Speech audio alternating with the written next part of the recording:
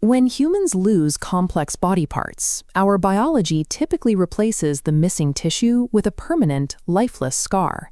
But certain amphibians, like the axolotl, operate differently. If they lose an appendage, they rebuild a perfectly functioning, complex limb from scratch. This fundamental biological inequality has baffled scientists as far back as Aristotle, creating a long-held assumption that mammals simply lack the machinery to pull off this kind of regrowth. For centuries, the medical consensus held that our cells were hardwired only for repair, never replacement. Recently, researchers at Texas A&M University decided to look closer at the actual mechanics of mammalian wound healing. When mammals suffer a severe injury, cells called fibroblasts rush to the site. They quickly weave a dense, fibrous web, a process known as fibrosis, to seal the wound and block infection.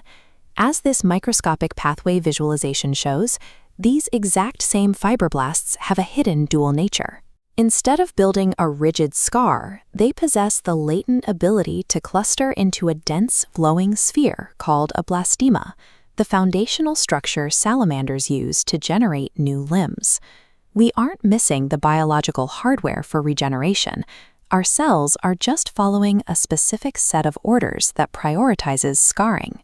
To change those orders, the research team tried something counterintuitive. They waited for the normal mammalian healing and scarring process to run to completion before intervening. Applying fibroblast growth factor 2, or FGF2, to the healed wound commands fibroblasts to break their scar formation and morph into a tightly packed blastema. Days later, a second signal, BMP2, provides the instructions needed to structure new layers of tissue. This two-step process effectively clears the default scarring program before installing a new building protocol.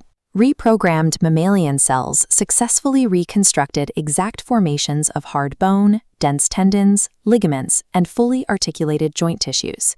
The researchers triggered a biological process called positional respecification. Cells that originally belonged to one specific type of tissue were successfully redirected to build entirely different anatomical structures. These new structures are not perfect replicas of the original anatomy. However, every major structural component of the amputated limb successfully regenerated in the correct location. Prompting a mammal to build a complex articulated joint from scratch forces us to discard long-held assumptions about the limits of human tissue repair. Looking at this comparison, modern regenerative medicine spends billions attempting to harvest external stem cells and inject them into patients. This sequential treatment bypasses that entire process. Doctors wouldn't need to harvest or insert foreign material. They only need to communicate with the cells already living inside the body. The pathway to human trials is unusually short.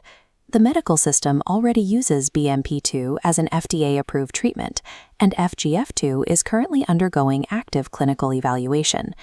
Dr. Larry Suva explains that the capacity for human regeneration persists within our biology, even if our daily healing processes prioritize scar formation. Long before we can perfectly regrow full human limbs, applying this chemical sequence could improve standard surgeries and amputations by simply reducing debilitating scar tissue. This discovery invites us to investigate what other dormant cellular programs might be sitting unused within human DNA.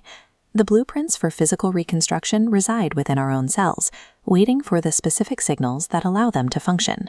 To see how these same principles of cellular behavior reveal hidden mysteries within the immune system, click the video on your screen and subscribe.